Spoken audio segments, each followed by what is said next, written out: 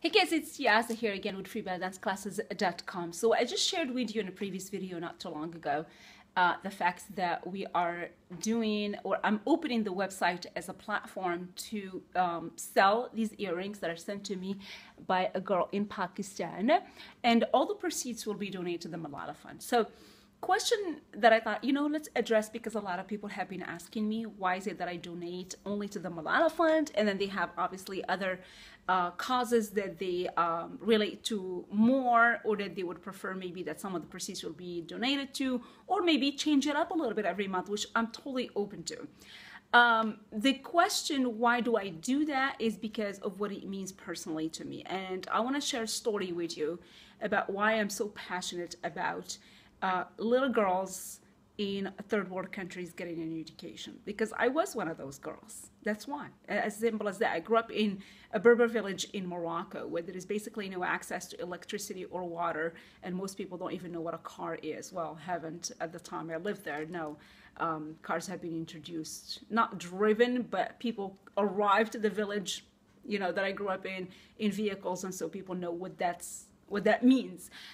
There are absolutely no lines for telephone, but now the new people came in with cell phones because it's something obviously you can move around. People have been introduced to the concept of phones today, but when I was growing up, it's like unheard of. So it was pretty much like the primitive life in such a closed-minded society, in Morocco, where basically if there's anything that is considered a privilege, it must be given to men first, to boys, before it's given to girls. And education is, of course, one of those things.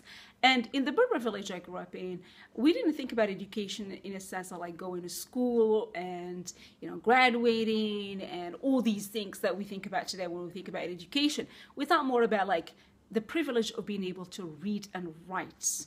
That was a privilege. And of course, in the Berber village, growing up in Morocco, it wasn't destined to be something that you would, I don't know, become a teacher or an astronaut. It was thought of as something that will allow you to be able to read the Quran, because that is the ultimate purpose of learning how to read and write, so you can write your name, you can be able to write the Quran verses, and you can be able to read them, and that is the ultimate purpose. So that privilege was always given to boys, and having a girl that goes to school is something that is completely unheard of.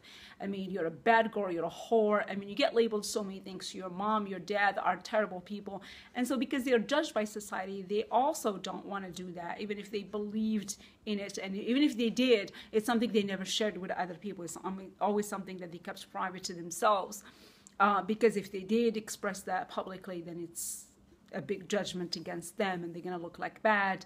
And in such a small village where you have only like a few hundreds of people living there, or way less, sometimes less than 100 people, it's a big thing being judged, So it was completely understandable. Of course, I'm not defending my parents or my family for thinking a certain way or acting a certain way, but I do understand the pressure that was on them. Like I understand the pressure that's on most Arab men for acting and behaving a certain way, because they have to,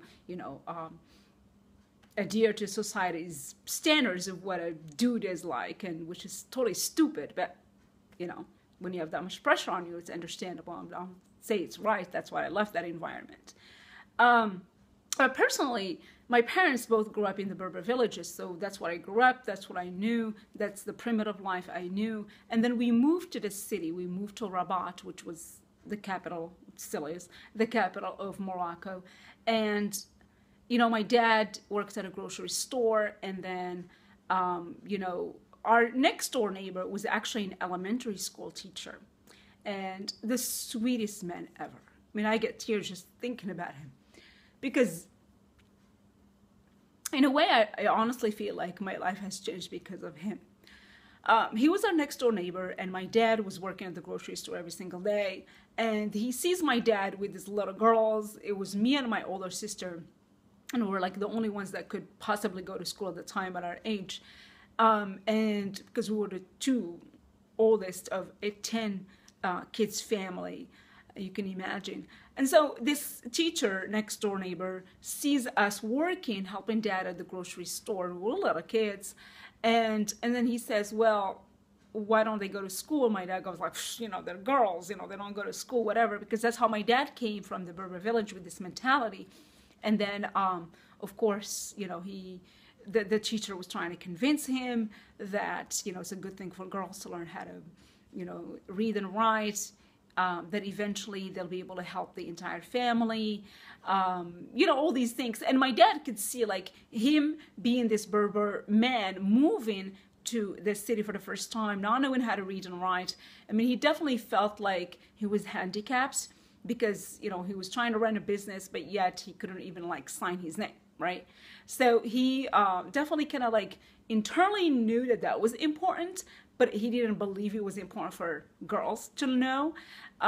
So he felt like, well, you know, it's not safe for them to go to school. And so our neighbor teacher suggested to my father that he could take us to school on his way to school, because he was an elementary school teacher, and that he can bring us back. And he made that promise to my dad that he will take care of us. And that kind of made my dad feel a little bit at ease. You know, it's like, okay, what are these girls going to do? They're just going to sit home all day, the little girls, and they don't know how to do anything. And it was such a perfect age for us, thank God, that we moved to the city and met this next door neighbor at a good age. We were 7 years old. I was 7. My sister was 8 or 9. She was 9 at the time. So it was a little bit late for us to like really start elementary school. So we were kind of like some of the oldest girls in the classroom. And obviously there was a little bit of pressure in that, but thank goodness that it wasn't a lot later in life, right? So he would take us every single morning to school and he would bring us back. And that is basically how we learned how to read and write. That's how we started our education. And I got such a high personally out of it. I was top of my school. And then when I graduated in elementary school, I fought, like deeply fought against my dad to be able to attend middle school, because obviously middle school, my next door neighbor wasn't going to be taking us there because he doesn't teach at an elementary school, middle school, he taught in elementary school. And, you know, my dad viewed where he came from. For him, at the age I was, you know, my 13th, 12th, 13th years, going to elementary school, for him that was like, okay, that's when we prepare a girl to get married. So of course it was like, no way, because otherwise you would never get married, right? So I fought really hard, and I, you know, and I used, you know, my next door neighbor teacher to like back me up. And my dad said, okay, one more year. So I started middle school, one more year, became one second year, third year. And I think my dad is like internally, he was kind of like getting the concept that, you know, we're in a city, this is not happening here. You know, it's kind of like inside of him, he really believed that I was doing the right thing, but like outside, he would always kind of insult me and, you know, tell me that I'm not a good woman because I just continue education and I don't like pursue getting married. By the time I graduated from middle school, he really said, okay, this is it. This is the end. You must get married now. You must find a man. And I fought him really hard because I was top of my middle school, and I was an awesome student. I really was, like, it was always like A pluses to do all the way to the end. And so I really wanted to finish, and I really get such a high out of learning. And my dad was like, okay, you're too old to go to school. You know, at your age, you should already be married. And mind you, I was probably like 14, 15, maybe 15 at that time. He really wanted me to wear like the hijab, the scarf, to go to school, which I did, you know, just to kind of like please him. But like as soon as I leave the house, I would totally take it off. And then that allowed me to go to high school, because he said, well, as long as you wear the scarf, that means you're going to guarantee to find a man.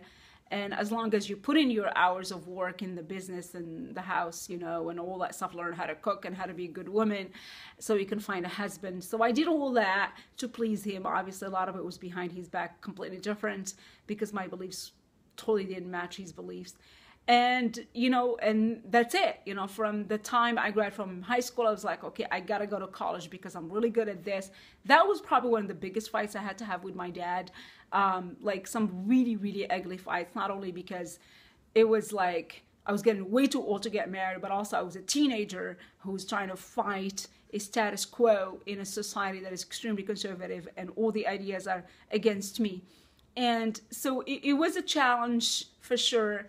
A lot of tears, a lot of fights, a lot of, you know, beat up nights. And I was beat up by my dad so many times.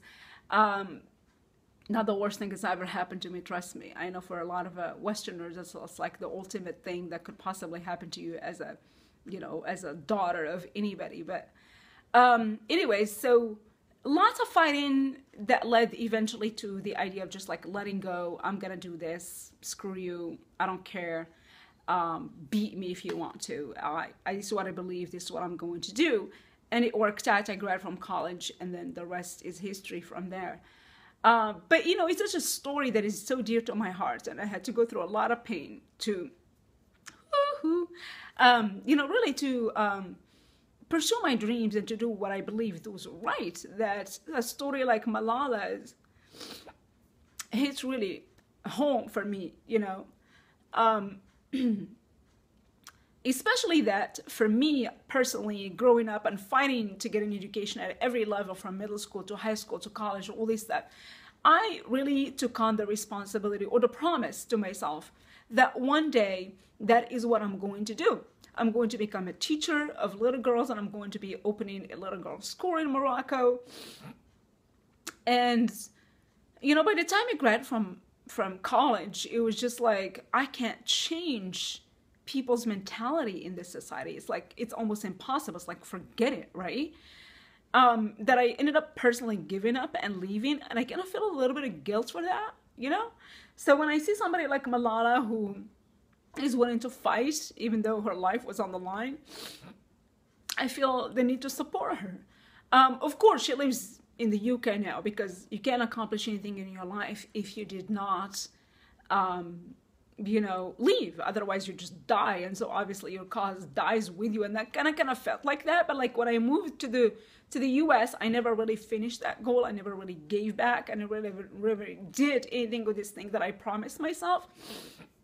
So to see such an organization at a large level that fights for the education of little girls in so many different countries, not just Pakistan, where Malala is from, you know, really hits home to me. And it makes me feel like I can finally do something for a cause that mattered to me for so long, and then I feel a little bit of guilt for not having pursued after I've left. So, why am I crying?